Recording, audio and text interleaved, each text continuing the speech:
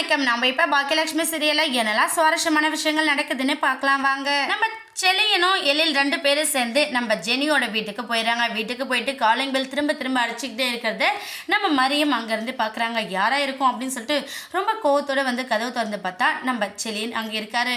இதை பார்த்ததுமே நம்ம ஜோசப் ரொம்ப டென்ஷன் ஆயிடுறாங்க. எதுக்காக இங்கே வீட்டுக்கு வந்த, உனக்கு திரும்ப திரும்ப ஒரு வாய்ப்பு கொடுக்கலான்னு நினச்சிதான் வாங்க பேசணும். உங்கள் வீட்டில் இருக்கிற எல்லாத்தையும் சொல்லி என்ன பண்ணி, உனக்கு அறிவில்லை, எதுக்காகடா என் வீட்டுக்கு வந்த அப்படின்னு சொல்லிட்டு நம்ம செலியனை ஓங்கி ஒரு அறை விட்டுறாங்க.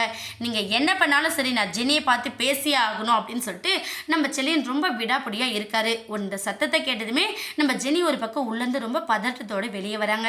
வெளியே வந்தது, அப்பா ஒரு நிமிஷம் இருங்க, என்ன பிரச்சனை, நீங்க எதுக்காக இப்படி ஆஷா பேசுறீங்க, எதுவாக இருந்தாலும் நான் பேசுறேன் இருங்க அப்படிங்கிற மாதிரி அவங்களை கொஞ்சம் சமாதானப்படுத்த நினைக்கிறாங்க. ஆனா ஜோசப் வந்து அதை எதையுமே காதுல வாங்கல. ஜெனி, நீ எதுக்காக வெளியில வந்த, நான் என்ன சொல்லியிருக்கேன், அவங்க வீட்டு சம்பந்தமான யாருக்கிட்டையும் நீ பேசக்கூடாதுன்னு சொல்லியிருக்கேன், அப்புறம் இவன் என்ன பெருசு, இவனாலதான் உனக்கு இந்த நிலைமையே, நீ உள்ள போ அப்படின்னு சொல்லிட்டு சொல்றாங்க.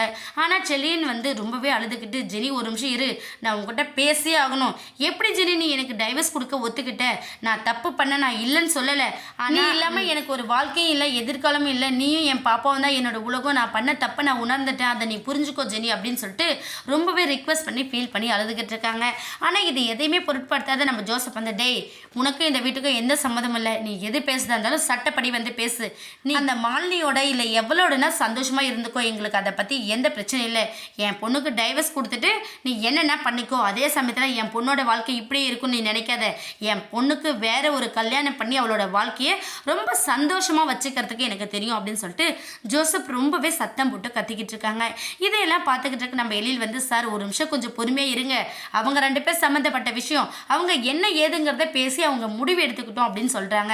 ஆனால் இவர் என்ன பண்ணனா, இல்லைப்பா நீங்கள் தேவையில்லாத பிரச்சனை பண்ணிக்கிட்டு இருக்கீங்க, அப்புறம் போலீஸ்க்கு நான் இன்ஃபார்ம் பண்ண வேண்டியதாகிடும், நீங்கள் கிளம்புங்க அப்படின்னு சொல்லிட்டு அடிச்சு துரத்திடுறாங்க அவங்க 2 பேரையும். இதுல இருந்து நம்ம எழிலுக்கு வந்து ரொம்ப நல்லா புரியுது, ஏன்னா ஜெனிக்கு இதுல சம்மந்தம் இல்லை அப்படிங்கிறது ரொம்ப நல்லா தெரிஞ்சுக்கிட்டாங்க.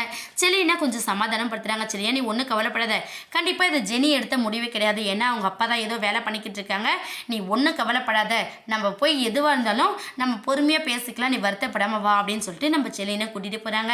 இன்னொரு பக்கம் நம்ம ஜெனி வந்து அவங்க அப்பா கிட்ட திரும்பவும் ஃபைட் பண்ணிக்கிட்டே இருக்காங்க. அப்பா நீங்க ரொம்ப தப்பு மேல தப்பு பண்றீங்க, செலியன் தப்பு பண்ணதா இருந்தாலும் அவன் இப்ப திருந்து இருக்கிறான், அங்க நடக்கிற நிறைய விஷயம் உங்களுக்கு எதுவுமே தெரியாதுப்பா, தெரியாம நீங்க அவசரப்பட்டு முடிவு எடுத்துட்டீங்க, இது ரொம்ப பெரிய தப்பு, என்னோட வாழ்க்கை இதில் அடங்கியிருக்கா அப்படிங்கிற எண்ணம் உங்களுக்கு துளி கூட இல்லை அப்படிங்கிற மாதிரி நம்ம ஜெனி ஒரு பக்கம் அவங்க மேலே ரொம்பவே கோவத்தை காட்டிக்கிட்டு இருக்காங்க. ஒரு கட்டத்துக்கு மேலே அவங்க அப்பாவோட டார்ச்சர் தாங்காமல் கண்டிப்பாக நம்ம ஜெனி குழந்தையை தூக்கிட்டு திரும்பவும் நம்ம செலியனை தேடி செலியன் வீட்டுக்கு வரதுக்கான வாய்ப்புகள் ரொம்பவே அதிகமாக இருக்குது. அப்படி ஜெனி வந்தாங்க அப்படின்னா கண்டிப்பாக ஜெனியோட வாழ்க்கை ரொம்பவே பிரகாசமாக இருக்கும். ஏன்னா செலியன் தப்பு பண்ணது எல்லாத்தையும் தாண்டி இப்போ என்னோட வாழ்க்கை, என்னோட உயிர் எல்லாமே என்னோட குழந்தையும் என்னோட மனைவி ஜெனியும் அப்படிங்கிற முடிவில் தான் இப்போ அவர் இருக்காரு. அதனால கண்டிப்பாக ஜெனியோட வாழ்க்கையும் ரொம்ப சந்தோஷமாக தான் இருக்க போகுது. வரப்போகிற எபிசோட்ஸ் எல்லாமே ரொம்ப சுவாரஸ்யமாகவும் போக போகுது. வெயிட் பண்ணி பார்க்கலாம். இந்த வீடியோ உங்களுக்கு பிடிச்சிருந்தா மறக்காமல் நம்ம சேனலை சப்ஸ்கிரைப் பண்ணுங்கள். தேங்க்யூ.